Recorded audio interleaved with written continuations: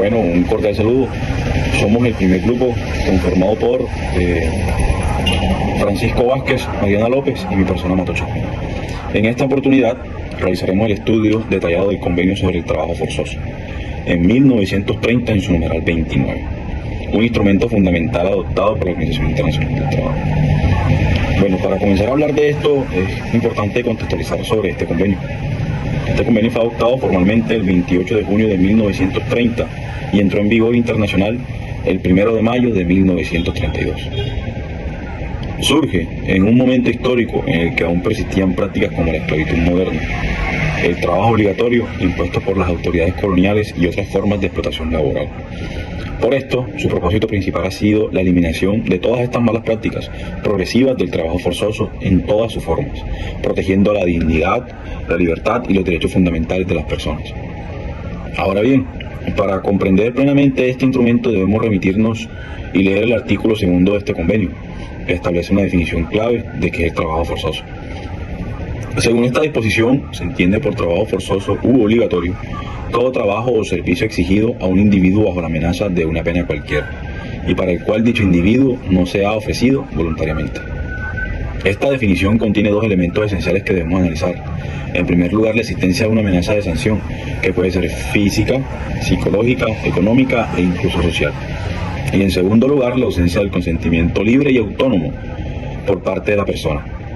Es decir, no basta con que alguien esté trabajando, es necesario que lo haga por decisión propia y sin coacción. En este punto es importante aclarar que el convenio no prohíbe toda forma de trabajo obligatorio. Por lo contrario, establece 5 excepciones específicas en las cuales determinadas actividades no se consideran trabajo forzoso, siempre que se cumplan ciertas condiciones. Como primer lugar, encontramos los servicios de carácter puramente militar exigidos en virtud de las leyes del servicio militar obligatorio. Esto se debe a que los estados tienen la facultad de organizar su defensa nacional y estas obligaciones forman parte del deber ciudadano. En segundo lugar, el convenio excluye las obligaciones cívicas normales de los ciudadanos de un país soberano.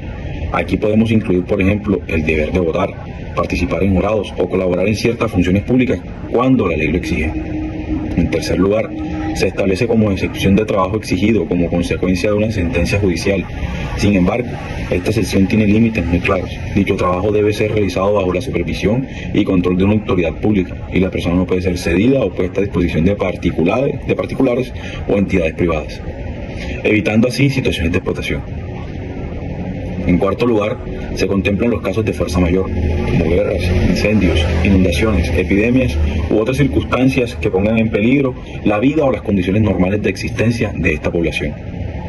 En situaciones, el Estado puede exigir ciertos trabajos para proteger el interés general y garantizar la supervivencia colectiva.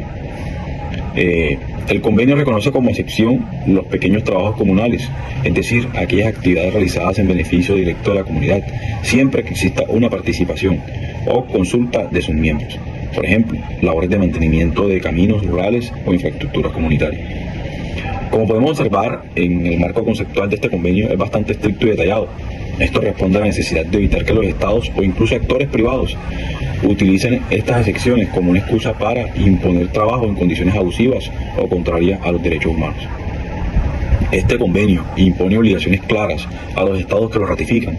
Entre ellas se encuentra el compromiso de suprimir el trabajo forzoso en el menor tiempo posible, así como la adopción de medidas legislativas y administrativas para prevenir, sancionar o erradicar estas prácticas.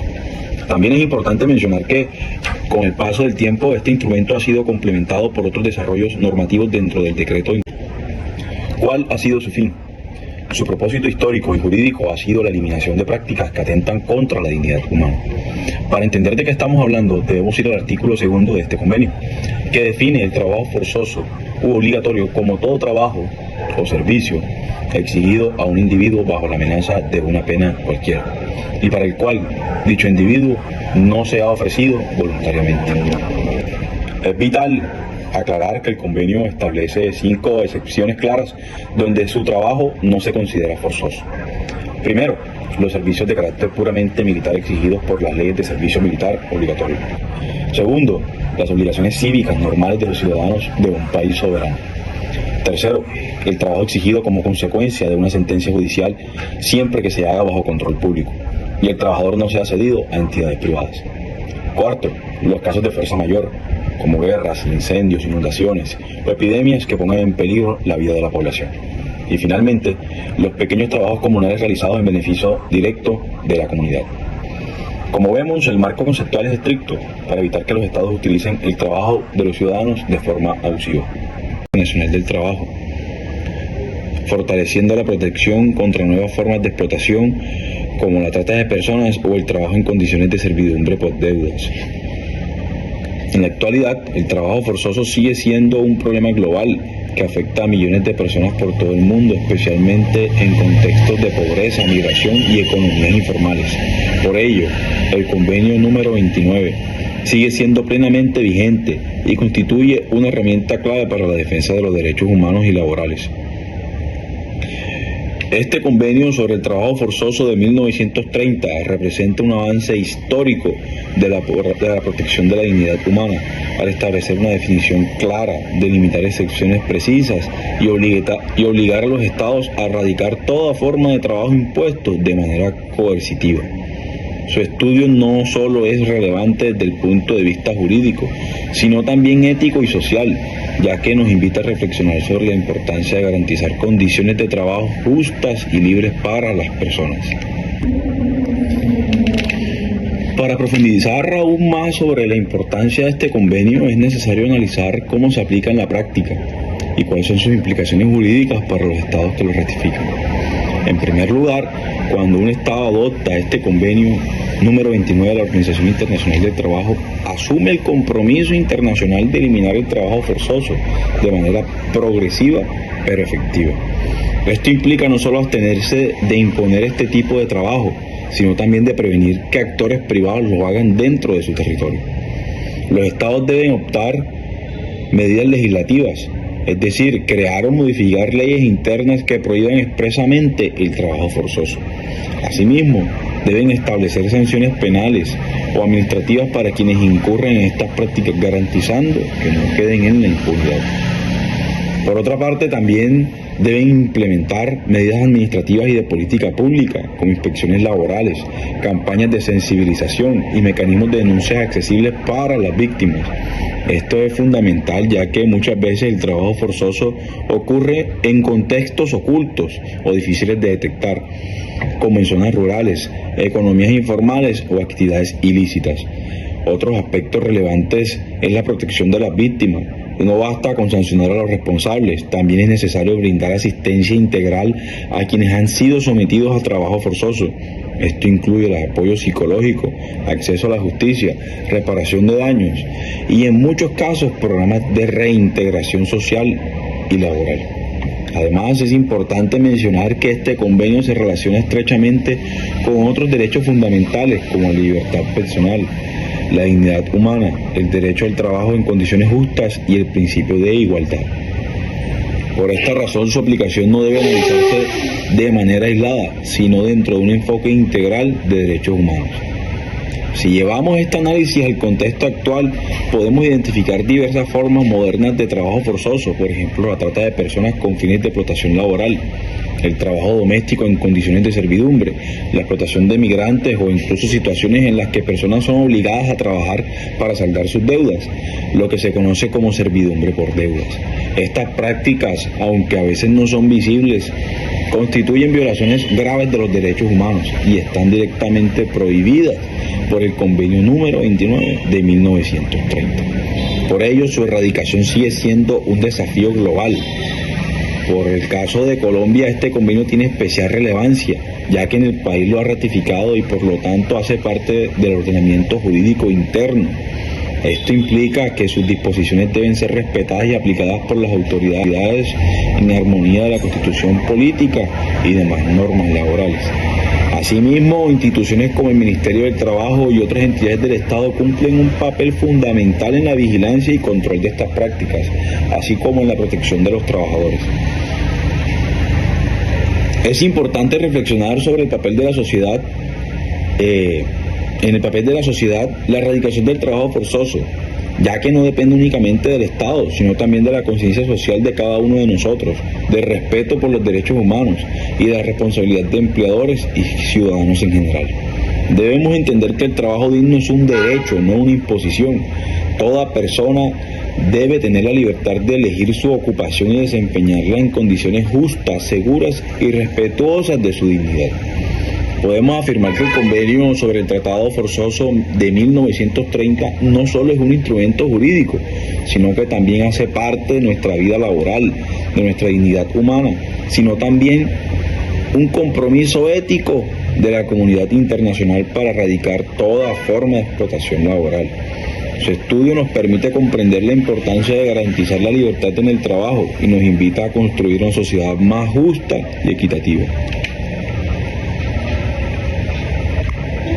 Buenos días compañeros, mi nombre es Francisco Vázquez y en el día de hoy pues les vengo a hablar sobre las obligaciones y la ratificación del convenio que habla sobre el trabajo forzoso. Esta obligación pues de suprimir el trabajo forzoso lo más antes posible dejó de ser una meta aspiracional para convertirse en un imperativo inmediato. Con la eliminación de los periodos transitorios a través del protocolo de 2014. Colombia ya no cuenta con un margen de espera. El Estado debe actuar con una diligencia debida que no admite excusas basadas en la tradición o en la dificultad logística. ¿Esto qué significa? Si en las zonas rurales del país detectan, por decirlo así, prácticas de servidumbre por deuda, donde pues un trabajador es obligado a laborar indebidamente y pues de una manera indefinida para pegar o para estar en un alojamiento o tener la alimentación, esto es una debida violación a este convenio. Y además de esto, pues muchas veces implementan precios exagerados por el costo del alojamiento y de la alimentación que estos mismos les dan. O sea, les dan precios inflados. La respuesta estatal no puede ser una mera observación, sino pues una intervención judicial directa que debe tener el Estado. En cuanto pues a la esfera privada, la prohibición es absoluta y no admite matices. El espíritu de los artículos 4 y 6 busca evitar que el poder coercitivo del Estado se convierta en una herramienta de explotación corporativa. Por ejemplo, sería una violación flagrante si una administración municipal, bajo el pretexto de una programación de rehabilitación, obligara a las personas en situación de calle a realizar pues labores de limpieza, de aseo, en una empresa privada, sin un contrato de trabajo y sin prestaciones laborales. Del mismo modo, el convenio prohíbe que un inspector de trabajo o líder local o municipal ejerza presión psicológica o amenazas administrativas sobre una comunidad en específico para que ésta acepte, por decirlo así, trabajar en una plantación agroindustrial, bajo la premisa de que pues es por el bien del desarrollo regional o el bien de todas las personas que habitan en ese territorio, ¿cierto? Finalmente, pues la ratificación mediante la Ley 23 de 1967 otorga al sistema penal colombiano la responsabilidad de ser el guardián de estas libertades.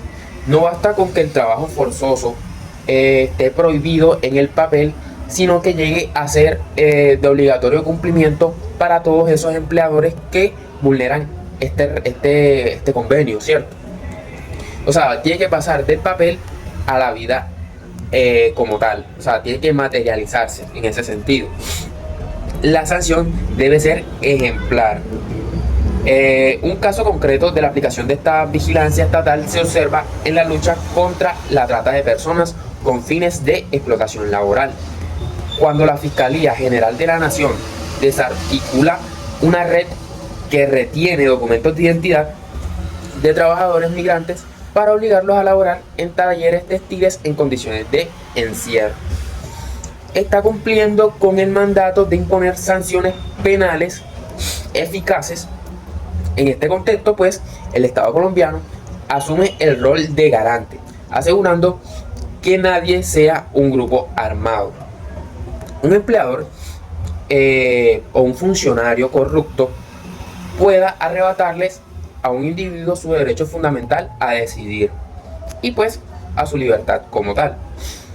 Y pues nada, queda como conclusión de que pues los empleadores deben acatarse a los principios constitucionales e internacionales de todo el mundo, incluyendo pues la Corte Interamericana, que pues esta es la que se encarga de ratificar ciertas normas internacionales para que todos los trabajadores y empleadores puedan coexistir en un mismo lugar, respetando los derechos de cada uno.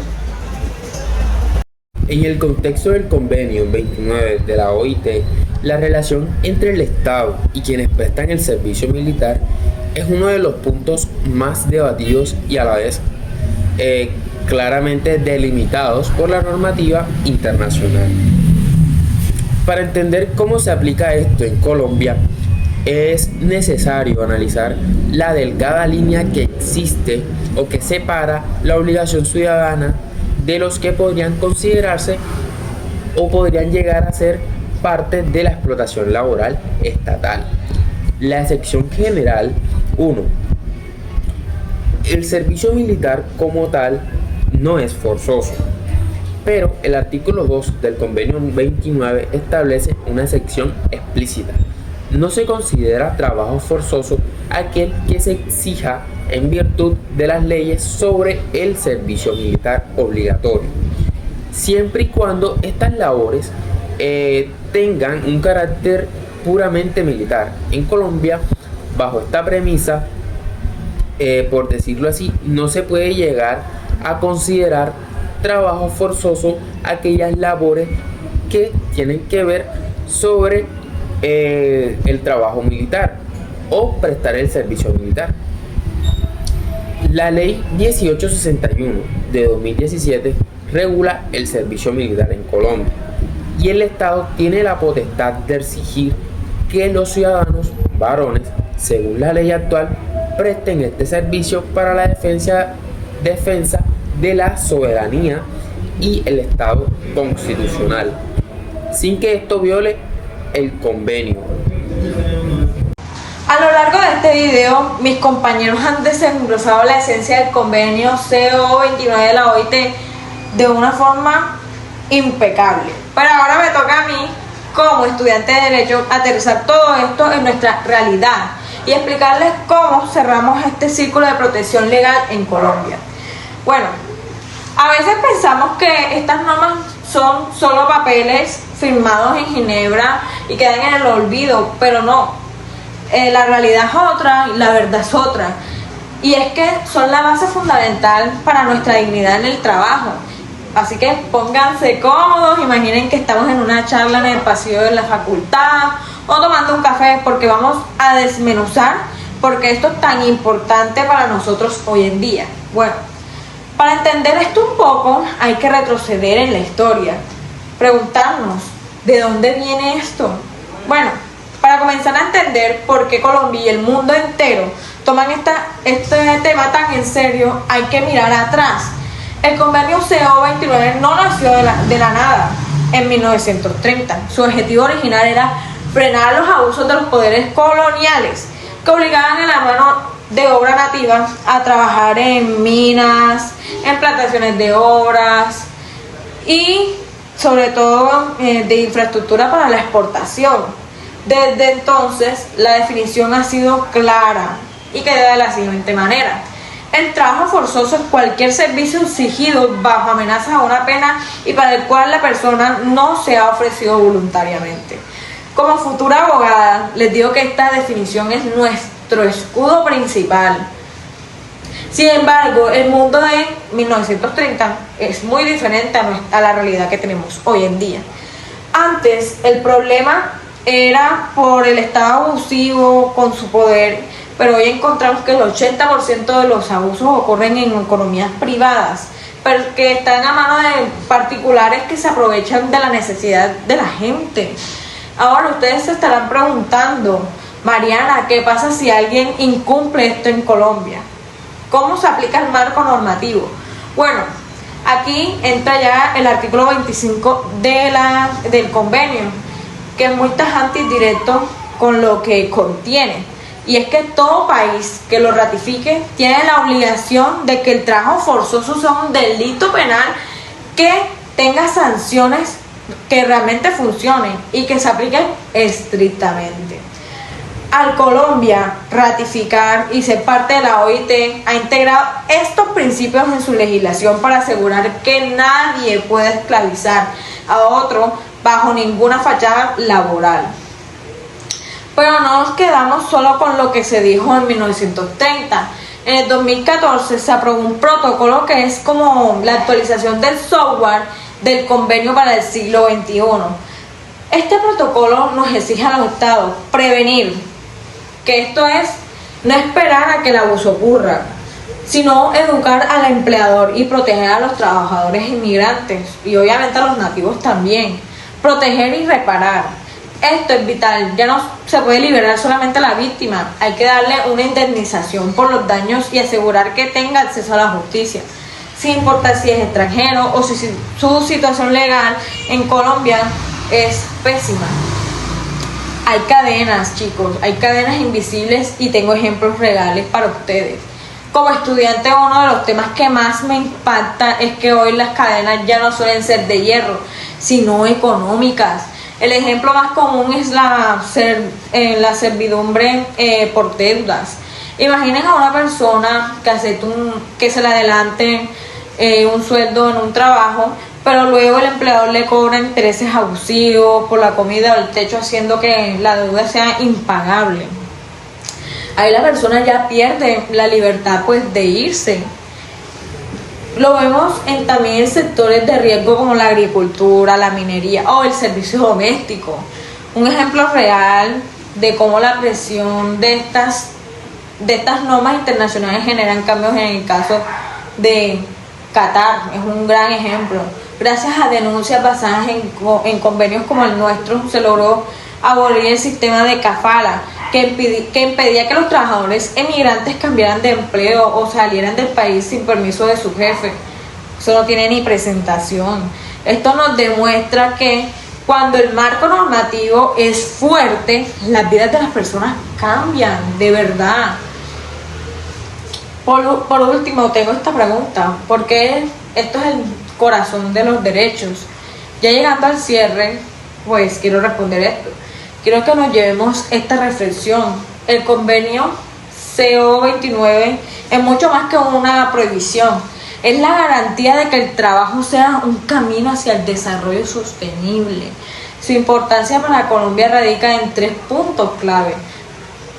La principal, que es la dignidad humana, donde se asegura que el trabajo sea siempre una elección libre, protegiendo especialmente a mujeres y niñas, que son el 71% de las víctimas de esclavitud moderna. Como segundo, encontramos pues la competencia justa, que esta básicamente busca proteger a los empleadores honestos de aquellos que intentan arrebatar costos usando mano de obra explotada, por ejemplo. Y por último, el compromiso internacional, que nos alinea en la meta 8.1 de los ODS, que buscan erradicar el trabajo forzoso y el trabajo infantil para siempre. El derecho laboral es en el fondo una cuestión de derechos humanos. Como sociedad y nosotros como futuros juristas tenemos que ser los guardianes que estas normas se cumplan en cada rincón del país. Y bueno, esto es todo. Terminamos con nuestro análisis del convenio CO 29. Espero que esta charla les haya servido para ver la cara humana detrás de todas las leyes. Muchas gracias.